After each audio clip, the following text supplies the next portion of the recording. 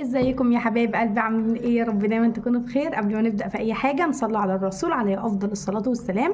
بحبكم في الله يا احلى اخوات في الدنيا. لو اول بقى مره تشوفيني يلا دوسي كده الاشتراك وحط اللايك فضلا وليس امرا. جزاك الله كل خير وشكرا على كومنتاتكم اللي دايما بتشجعني يعني بص عايزه اقول لكم والله بكون سعيده بها جدا فوق ما تتخيلوا. وان شاء الله طبعا اللي مش عارفني انا ساره ودي قناتي بيتك اجمل مع سوسو. انا كنت فاتحه قناه يا بنات واتاخدت مني وكان ربنا كرمني فيها وكانت اعلى من كده، بس الحمد لله دخل نصاب كده وخدها، فقدر الله ما شاء فعل. ربنا يكرمنا في الجديده. وعايزه اقول لكم ان انا لسه ما فعلتهاش، فادعوا لي بقى نكمل ال 4000 ساعه ونفعل القناه. نصلي على الرسول عليه افضل الصلاه والسلام وتعالوا نشوف الكومنتات اللي دايما بتشجعني، وبعد كده نبدا الميزانيه النهارده. ميزانيتنا حلوه وبسيطه جدا، الاثنين لسه متجوزين وان شاء الله نشوف الكومنت مع بعض. تعالوا نشوف كده بتقول ايه حبيبه قلبي. بتقول لو سمحتي عايزه ميزانيه 2000 جنيه لشخصين. احنا لسه متجوزين ومش عارفه اظبط الدنيا. وبشكر حضرتك جدا وبحب فيديوهاتك ومتابعاكي. شكرا ليكي حبيبه قلبي، جزاك الله كل خير. انا اللي بحبك في الله وبحبكم كلكم، وعايزه اقول لكم والله العظيم ببقى وانا بقرا الكومنت كده عايزه ابوس ايديكم على كتبانكم ليا الكلام الجميل ده. بصوا كده يلا. بشكر شكرا جزيلا لحضرتك، بحبك قوي وايه. وعلى فكره والله العظيم مش عارفه اشكرك حضرتك ازاي. شكرا حبيبه قلبي، انا اللي بشكرك وشكرا على كومنتك الجميل. تعالوا بقى نشوف هنا والكومنت ده اللي احنا هنستفيد منه. لا حضرتك، هو احنا 2 كيلو بطاطس هيكفونا، وفعلا في الاسبوع ب20 جنيه طماطم هيكفونا. والبصل انا قاعده في قريه ارياف، يعني مش بتشتري البصل، فالميزانيه حضرتك قسمتها لي وهتوفر معايا كتير كتير. شكرا لحضرتك جدا. علشان كده دايما بقول اللي احنا مش زي بعضنا يا بنات، فانا كنت حطيت لها في الميزانيه اللي فاتت ان هي ممكن تقسم لقسمين. يلا بينا نشوف الميزانيه النهارده. اتكلمنا كتير ورغينا كتير، بشكر حضرتك جدا. وان شاء الله نعمل ميزانيه النهارده 2000 جنيه للعروسه اللي لسه متجوزه. ويا رب حبيبه قلبي اكون بفيدك في الفيديو. ازيكم يا حلوين؟ عاملين ايه؟ يا رب تكونوا بخير. يا رب يا رب كده اكون عند حسن ظنكم ان شاء الله في الميزانيات اللي انا بعملها، ويا رب افيدكم. واحنا زي ما بقول في كل فيديو يا بنات، احنا بس عباره ان احنا بندي افكار لبعضنا، ولو اي حد عنده ميزانيه يسيبها لي في الكومنتات. جزاك الله كل خير. طبعا انا ساره ودي قناتي، واعرفكم بس كده عن نفسي، ديت قناه ميزانيات وروتين وكل حاجه، بس انا الفتره دي مش بعمل روتين عشان عندي توضيبات في البيت. طيب انا كان عندي قناه واتسرقت، وحسبنا الله ونعم الوكيل في اللي كان السبب. كان ربنا بيراضيني منها، وكانت فيديوهاتها حلوه، وكانت الناس بتكتب لي كومنتات جميله، كنت بفتح من عليها بثوث مباشره وكان كل حاجه. القناه دي لسه فاتحينها جديد، وطبعا ما اتفعلتش. طبعا دي داخله لها في ال6 شهور او اكتر مفتوحه، لسه ما فعلتهاش، لسه عايزه 4000 ساعه. ادعوا لي بقى نفعلها وان شاء الله. بصوا والله يا بنات، والله كمان مره ربنا بيراضي جدا جدا، وان شاء الله انا يعني مستبشره الخير فيها. عروستنا النهارده اللي كتبت لنا زي ما قلت لكم ميزانيه 2000 جنيه، وهي لسه عروسه متجوزه ومش عارفه تتصرف ازاي. ان شاء الله حبيبتي اكون عند حسن ظنك وافيدك باذن الله. يلا بينا نبدا ونصلي على الرسول عليه افضل الصلاه والسلام. لو اول مره تشوفيني بالله عليكي تحط لايك وتشتركي في القناه وتكتبي كومنت قمر زيك. اول حاجه عندنا هنا ال 2000 جنيه. هتخسري كتير لو خدتي ال 2000 جنيه اول ما تقبضي، او اول ما يجيلك ال 2000 جنيه خدتيهم ونزلتي جري جبت كل حاجه من السوبر ماركت ومن السوق ده، وقعدتي بقيت الشهر كله على الابيض. ده اكبر غلط ممكن اي حد يقع فيه. اتصرف ازاي يا ساره؟ هقول لك تتصرفي ازاي. اول حاجه حبيت قلبي تعمليها اول ما تمسكي القبض، هو اول حاجه هتعمليها وهو الرق على اول اسبوع. مش هقول لك بقى هنقسمهم على 500 جنيه، لا، هناخد اول اسبوع 700 جنيه. ليه يا ساره مش زي الميزانيه اللي انت كنت عاملاها امبارح او اول؟ لا، دي هتختلف شويه. هناخد 700 من ال2000، هيتبقى معانا كام؟ 1300 جنيه. هيتبقى معانا 1300 جنيه، هنشيلهم خالص على جنب. ليه بقى؟ ما ينفعش يا بنات ان انا اروح اشتري حاجتي كلها مره واحده واقعد طول الشهر. لا قدر الله حد تعب، لا قدر الله عايز اروح عند ماما، حصل مناسبه، اي حاجه، ما ينفعش اسيب جيبي فاضي او بيتي فاضي واقول ده انا حطيتهم كلهم في البيت. لا، ده انا اسيب معايا الفلوس، اجيب اول اسبوع حاجات اساسيه واسيب معايا الفلوس واقسمهم على كذا اسبوع. يعني لا قدر الله رحت مثلا مشوار، حصل اي حاجه، يبقى معايا الفلوس، مش ان انا اروح اصرفهم مره واحده واقعد واقول لا ده انا عندي خزين الشهر. اكبر غلط بنعمله. طيب اول حاجه معايا 700 جنيه في اول اسبوع، وهقول لكم ليه انا مش قسمتهم على 4. ده على الاضاءه، بس عايزه اقول لكم مفيش مكان اقعد فيه بعيد عن الدوشه غير هو ده. طيب اول 700 جنيه وهم هنجيب بهم ايه؟ هنشيل 200 جنيه، هنشيل 200 جنيه. هنقول بقى فراخ، اللحمه انت حره. ال 200 جنيه دول ممكن انت فردين 2 بس، ربنا يا رب يرزقكم بالذريه الصالحه. عفوا. ممكن نجيب فرخه ب 150 جنيه كبيره ونقسمها على 8، وفي كل وجبه نحط قطعتين انا وجوزي. طيب يا ساره بلاش فرخه كبيره، ممكن تقولي للراجل عايزه فرخه على الميزان مثلا ب 100 جنيه، عايزه فرخه ب 110 ويتبقى معايا من 290 جنيه اجيب بهم سمك، كل واحد حتتين. اجيب بال 90 جنيه لحمه مفرومه، اقول للراجل وزني بال 90 وافرمهم لي، اعمل صينيه جلاش، اعمل صينيه مكرونه، ما انا لسه عروسه بقى. طيب ال 200 جنيه قسميهم بمعرفتك، تجيبي فرخه صغيره تشويها، وهيتبقى معاكي مثلا 100 تجيبي بيها حاجه تاني، دي مع نفسك انت هنسميها فراخ وسمك. تمام. ال 200 جنيه يا ساره هيكفوا ان شاء الله. تجيبي ب 50 جنيه بانيه، تخلي الراجل يقطع لك ب 50 جنيه بانيه. والله يا بنات انا ممكن اروح عند الفرارجي اقول له اعمل لي ب 50 جنيه بانيه لو قطعتين 2. تروحي تجيبي ب 100 بانيه وب 100 صدور، ب 100 وراك، اللي انت عايزاه، ب 50 جنيه كبد وقوانص، ب 70 جنيه بانيه لو ربع كيلو. فايه قسمي مع نفسك انت ال 200 جنيه. انت لسه عروسه، بالله عليكي ما تروحي للحاجات المصنعه. تمام.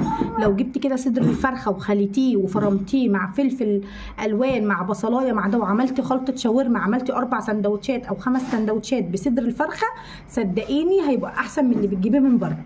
تمام. يا ساره ليه خليتهم من 700 في اول اسبوع؟ هيتبقى معانا 500 جنيه اول اسبوع. 500 هعتبر ال 700 دول هو القبض مثلا. تمام. معانا 500 جنيه. هجيب 500 جنيه، هجيب اول حاجه الاساسيات، اللي هي الاساسيات. لو انت بيكفيكي كيس سكر في الاسبوع هاتي كيس، لو بيكفيكي 2 هاتي 2. انت لسه عروسه، ممكن تكوني بتعملي عصير كتير، بتعملي حد ضيوف بتيجي كده، فممكن نخليهم 2 سكر ب 60 جنيه، والاختيار ليكي. ووريتكم الكومنتات في الاول، عشان كده دايما بقول اسفه على الخط اللي بصوا، ما علينا 60 جنيه سكر. تمام.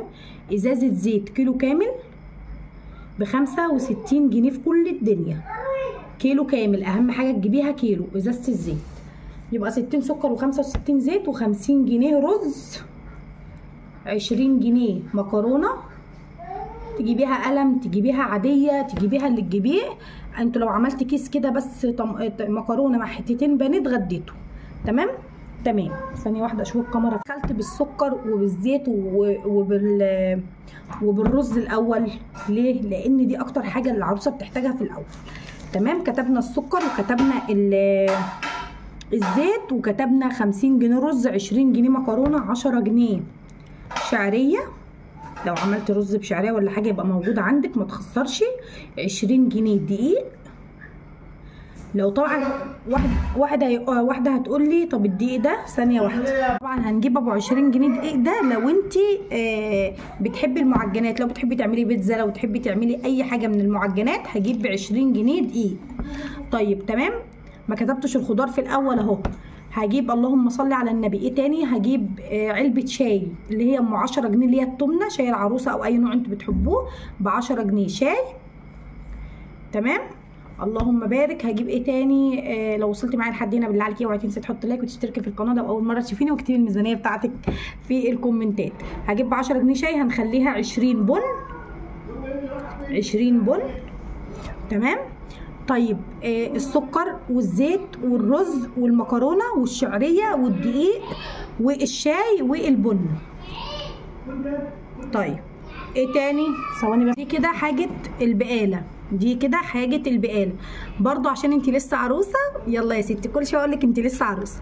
هنكتب ب 30 جنيه حاجه ساقعه اللي هي الكاكولا. عايزه تجيبي مكانها نسكافيه هاتي، عايزه تجيبي ازازه كاكولا لتر او لتر ونص انت براحتك. ال 30 جنيه دول كده انا مخصصاهم لك تجيبي بيهم حاجه ساقعه، انت حره بقى، هاتي بيهم اللي تجيبيه. تمام. يلا نخش على الخضار. هنجيب 2 كيلو من البطاطس، وكان عندي السعر ده اقول لك كيلو ونص عشان انتوا فاردين 2، وده بس ميزانيه اسبوع واحده فممكن يكفوكوا. فاحنا هنقول 25 جنيه بطاطس عشان الكيلو غالي ب 12 ونص، فال2 كيلو ب 25 جنيه. تمام. اقول لكم والله العظيم ان انا صورت الميزانيه دي اكتر من كذا مره كرامه للصوت. تمام، قلنا ال 30 جنيه دول هنسيبهم رفاهيه وهنخليهم للاخر، هنشوف هنحتاج يعني ممكن نخش بقى على قسم الخضار. وعايزه اقول لكم ان انا والله صورت الميزانيه دي اكتر من كذا مره كرامه لصوت الولاد. فتعالوا نقول الخضار. انا قلت هنا 25 جنيه ايه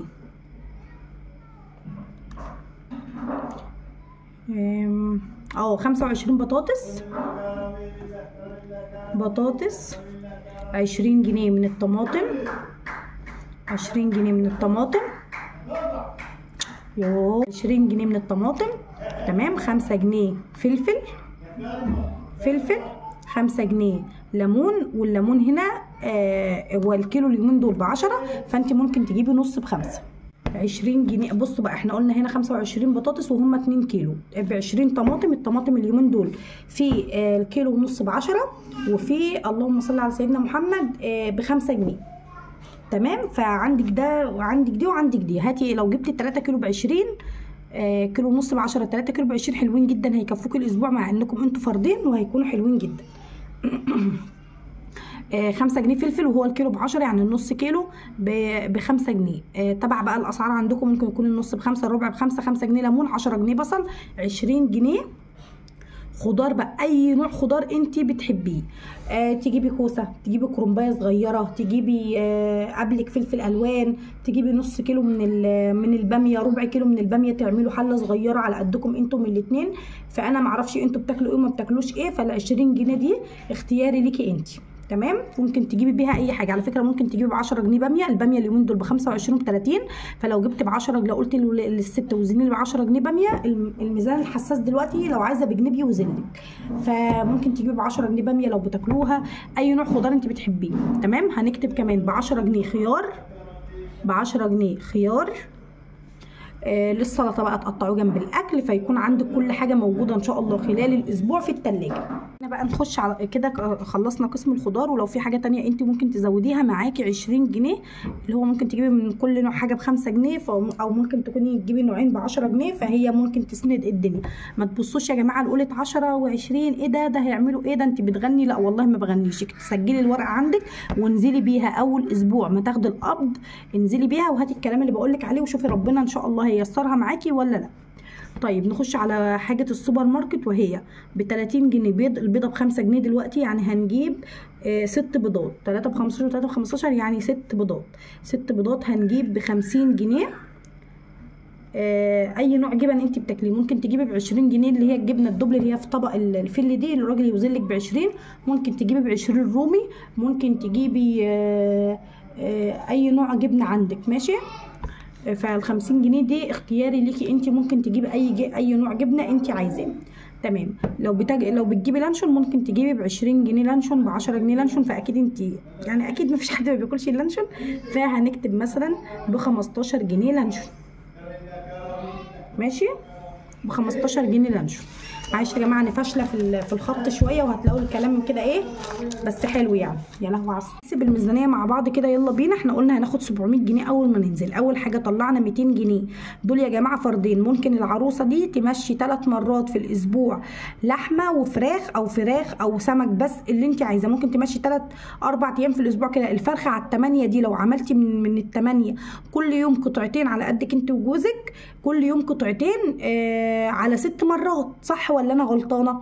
عايزه تزودي حبه ممكن تكفيكي على 4 مرات. لو حطيتي الدبوستين في وجبه، لو حطيتي الحتتين البطيختين اللي هم بتوع الورك دول في وجبه، لو نزلتي الصدر اللي مقسوم 2 في وجبه، عشان بس محدش يستهون. تمام، لو جبتي سمك مثلا، ده كده ده الفرخه. لو جبتي سمك وقسمتيه مثلا كل واحد حتتين كبار كده، شبار او بوري، لو كل واحد قطعتين مثلا، لو الاربعه هيجيبوا كيلو، هتقسميه على مرتين. تمام، يلا بينا نحسب. احنا قلنا هنا اتبقى معانا بعد ال200 اللي خدناهم، بقى معانا 500. هنجيب ب60 جنيه سكر، 65 جنيه زيت، 60 و60 120 و5 125، و50 جنيه من الرز 125 175، و20 مكرونه، و20 مكرونه هنقول هنا 170 و20 مكرونه، و10 شاي 30، يبقى 200 و10 شعريه و10 شعريه 210، و20 جنيه دقيق لو بتحب المعجنات 210 230، و20 جنيه بن يبقى 240 جنيه 240 جنيه. تمام 240 جنيه اللي هو السكر والشاي والبن والزيت والحاجات دي، ونحسبها مع بعض تاني. وعندك الورقه خديها سكرين، ما عنديش اي مشكله. تمام. نيجي لقسم الخضار. 25 بطاطس احنا قلنا هنا كام؟ 240 جنيه، كان في 5 ماشي، يبقى هنقول 245 جنيه اهو. حاسبها لكم بالحذافير عشان ما يقولوش شلتي 5 من هنا حطيتي هنا. اللهم صل على النبي. هنجيب ايه تاني؟ الفلاش انطفى. طيب ماشي. ننزل على قسم الخضار وهو 25 بطاطس، 20 طماطم، 45، 5 فلفل و5 ليمون، 45 و5 55، و10 بصل، 65، 20 جنيه اي نوع خضار انت بتحبيه، 65 و20 65 و20 70 80 85، 10 جنيه خيار، 95 جنيه خضار في الاسبوع لفردين. بصوا حلو الحلو يعني، حلو الحلو خضار. تمام. هنيجي هنا احنا قلنا 245، قلنا هنا 245 95 125. نقول يلا الاجمالي. طيب احنا هنا طلعنا كنا واخدين 700 من ال2000، باقي معانا 1300. خدنا 200 خدنا 700 من ال2000، خدنا 200 جنيه فراخ من ال700، اتبقى معانا 500. جبنا كيسين من السكر، وجبنا الطلبات اللي يعني عشان بس الفيديو ما يبقاش طويل عليكم، فجبنا حاجات ب 240 اللي هي البقوليات والسكر والشاي والبن والشعريه والدقيق والرز والحاجات دي. تمام. 95 جنيه خضار، 125. يلا نجمع. ملناش دعوه بال200 بتاع الفراخ، احنا كده واخدين 700، هنجمع بس ال500 كده. هنا عندي 245، هنقول 250 ماشي. هنجيب الخمسة دي و245، هنجيب الخمسة دي على ال45 يبقى 250، و90 يبقى 200، يبقى 300. استنوا يا ولاد اتلخبطت. هات الخمسة على دول 250 وهات ال90. 250 و90 كام يا بنات؟ 340 جنيه. باقي معانا 125 بتوع السوبر ماركت. 125 هات ال100 على ال300 400 440، وهات ال25 465 جنيه. تمام. طبعا كان في 30 جنيه هنا، قلنا ممكن نجيب بيهم فاكهه، كيلو عنب او كيلو وربع عنب بال30، ممكن نجيب جوافه، ممكن نجيب كمثرى، انواع الفاكهه الموجوده عامه. نص كيلو من التفاح ب30 جنيه بدل انتوا فردين على نوع عصير على كده، فال30 جنيه ممكن نجيب منهم حتى لو نص كيلو فاكهه، اسمنا ما منعناش حاجه في الاسبوع. طيب مش عايزه اجيب فاكهه، هجيب حاجه ساقعه، هجيب اللي انت عايزاه، دول 30 جنيه. عايزه تستغني عنهم تماما، احنا هنا ما كملناش لسه ال500، معانا 265، يعني فاضل معانا 35 جنيه من هنا. هجيب بيهم ايه يا ساره ال35؟ هنجيب بيهم باننا كتبنا البند كله، كتبنا البند كله، ناقص معانا حاجه واحده وهي الاريال او الاوكسي. الاريال او الاوكسي ممكن نجيب 6 اكياس ب30 جنيه، في كل غسله كيس من ابو 5 جنيه. طبعا انت لسه عروسه والهدوم ما اتبهدلتش قوي. وممكن ناخد ال35 اللي هيتبقى عشان نكمل 500، لا نجيب بيهم اريال زي ما قلت لك بال35 اريال، او نجيب بيهم ونجيب ال30 دول لو عايزه تستغني عنهم بتوع الرفاهيه في اول اسبوع. لو عايزه تستغني عنهم هنجيب ال30 على ال35 65 جنيه، ممكن نجيب بيهم مسحوق الغسيل ب40، وممكن نجيب بال20 الباقيه، يا ازازه كرول يا ازازه يا معطر فرد. تمام. طيب انا قلت الميزانيه دي على يعني بالكتره على قد فردين. زي ما حبيبه قلبي ردت عليا في الكومنتات بتاعه الميزانيه ام 2800 وردت عليا، وزي ما اديتها حاجتين يعني قلت لها ممكن تعملي كذا وكذا، ففعلا هي قالت لي ايوه حبيبتي احنا مش هنقدر نستعمل ب 40 بطاطس، هنستعمل 2 كيلو هيكفونا. فهنا برضو انت ممكن تبدلي. ابدل ايه يا ساره؟ ابدل ممكن بدل كيسين سكر في اول اسبوع اجيب كيس ب 50 جنيه رز. انت عارفه يعني قد ايه ب 50 جنيه رز؟ يعني 2 كيلو وشويه. طيب ممكن انتوا فردين ما تاكلوش ال2 كيلو كلهم في الاسبوع، فممكن تجيبي كيلو وربع في الاسبوع، بس انا حاطه بالزياده، فاهميني؟ عشان بس اوصل لكم النقطه دي. فانت ممكن تشيلي من هنا 30 على من هنا 20 على مثلا من السكر ممكن يبقى كيس واحد، ممكن تشيلي من هنا تخليهم 30 رز وتشيلي 20 معاكي 50 على ال 35 معاكي 35 مسحوق تجيبي بيهم المعطرات او المنظفات. تمام. فانت بقى شوفي امورك. طيب ده كده اول اسبوع معانا بالزياده اهو، ده كده بالزياده، السكر بالزياده، الزيت، الرز 50 جنيه. فلو ال 35 جنيه مش هيكفوكي منظفات فانت ممكن تستبدلي، ممكن تشيلي 10 جنيه حتى من فلوس الرز او 15 جنيه تحطيهم على هنا، ممكن نشيل 15 للانشون نحطهم على هنا. فطبعا شوفي انت بتقسمي الحاجات الاولويه ازاي. خدنا اول اسبوع اللهم صل على النبي ال 700 جنيه جبنا بيهم الحاجات دي، شامله كل حاجه يا بنات، شامله كل حاجه. لو في اي حاجه غلط يا ريت تكتبوا لي في الكومنتات، انا مدياكي بالزياده كل حاجه. طيب نيجي هنا لتاني اسبوع، واللي انا بحب ايه اخليه خارجي بره كده. ده خلاص كده خلصوا بال 500 ومعانا 200 فراخ يبقى 700. باقي معانا كام؟ 1300 جنيه. 1300 جنيه. هيجيبوا ايه يا ساره ال 1300 جنيه ده في تاني اسبوع؟ هناخد ال 300. احنا بقى جايبين في الاسبوع الاولاني ايه؟ جايبين سكر بزياده وجايبين رز وجايبين شاي وجايبين بن وجايبين. قبل ما انزل ودي في كل خطوه دايما بقولها، قبل ما انزل اجيب طلبات السوق او طلبات البيت او طلبات السوبر ماركت، امسك التلاجة ابص فيها، ظرف الخزين اللي بحط فيها البقوليات والحاجات ابص فيها، مش عيب ابدا ولا اي حاجه. ممكن الاقي علبه الشاي لسه زي ما هي، ممكن الاقي عندي سكر، ممكن الاقي عندي حاجات. الحاجات دي بتفرق معانا جدا. ممكن استغنى عن حاجه بقى في الاسبوع ده واجيب حاجه هاخد منهم، عشان دول 300 بس، عشان احنا خدنا 200 في الاسبوع الاولاني، نكتر في الحاجه شويه. هاخد 100 جنيه اي لحوم، برضو نكتب فراخ. الاسبوع التاني ده بقى اللي هو بعد تاني اسبوع، ممكن ده اللي هو بيبقى ايه عندي بواقي، مش اللي اخر اسبوع في الشهر ابدا، لا ده اللي هو تاني اسبوع في الشهر، اللي هو ممكن الاقي مثلا عندي حبه زيت فاضلين، حبه رز، حاجات من دي. فدي هاخد 100 جنيه عشان انا كده اهو حاطالك في كل اسبوع لحوم. لو الاسبوع ده هجيب سمك بس مش مشكله، لو هجيب مثلا نص كيلو كبد او ونص كيلو بانيه برضو مش مشكله. فال 100 جنيه حاولي تجيبي بيها لو 3 طقات طقتين، فاهمه؟ انتوا فردين 2. ال 200 جنيه التانيين هنعمل بيهم ايه؟ هنزود بقى في حاجات الغسيل زي صابون المواعين. تمام، صابون المواعين والغسيل. تمام يا بنات، صابون المواعين والغسيل هطلع لهم 50 جنيه. بلاش تجيبي الازايز اللي هي الازايز بتاعت الشركات. هاتي حبيبه قلبي، انزلي جنب اي بتاع منظفات جنبك، هاتي اللهم صل على النبي، هاتي صابون سايب. لو جبتي 3 لتر صابون سايب في ازازه او في جيركن عندك من القدام، هاتي فيهم 3 كيلو من الصابون الفرط. هاتي كلور فرط.